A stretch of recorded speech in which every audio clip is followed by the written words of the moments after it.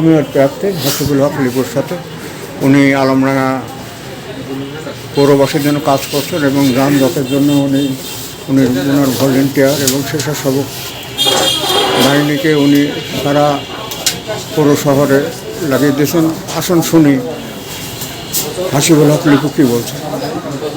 ধন্যবাদ আপনাকে। আপনি মনে হয় দেখেছেন 11টা 15 থেকে আমি একটানা আমার স্বেচ্ছাসেবী 30 জন স্বেচ্ছাসেবী আমি 2 ভাগে বিভক্ত করছি।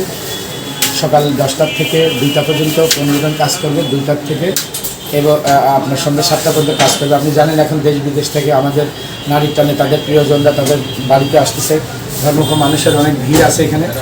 এখন রাস্তাঘাটের অবস্থা খুব ভয়াবহ হবে, তো সামান্যতম চেষ্টা থাকে জাস্ট আমি চেষ্টা করছি যাতে রাস্তাঘাট পরিষ্কার থাকে, মানুষগুলো চলতে পারে নির্দ্বিধায়, তারা যেন হাসি খুশি বজায় রাখতে পারে।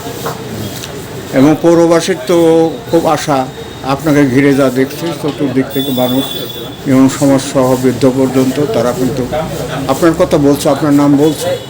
আপনি কি ভবিষ্যতে এবং পৌরবাসীর জন্য কী কী কাজ করতে চান?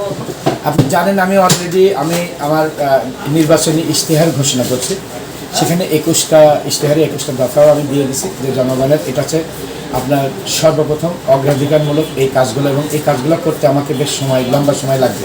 বিশেষ করে সুপ্রিয় পানি, অত্যন্ত ভালো মানের ড্রেনেজ ব্যবস্থা, রাস্তাঘাটটা সবই ধ্বংস, রাস্তায় সড়কের বাতি থাকতে হবে, অন্ধকারে মানুষ যাতে তার বাড়িতে গলিতে যেতে পারে, এই কাজটা সর্বাধিকার থাকবে। তারপরে যেগুলো আছে সেগুলো তো আমি সবই লিখেছি, তবে কালভার্ট, রাস্তাঘাট, ড্রেন, তারপরে আপনি এর আগে বলছি যে গরুর হাটটা আমাদের জন্য শহরের সবচেয়ে বড় বিস্ফোরক, এটাকে আমি শহরের আরেকটা প্রান্তে নিতে চাই, তাতে শহরটা ফাঁকা হবে, মানুষ যেন তার শান্তির হাওয়াটা নিতে পারে।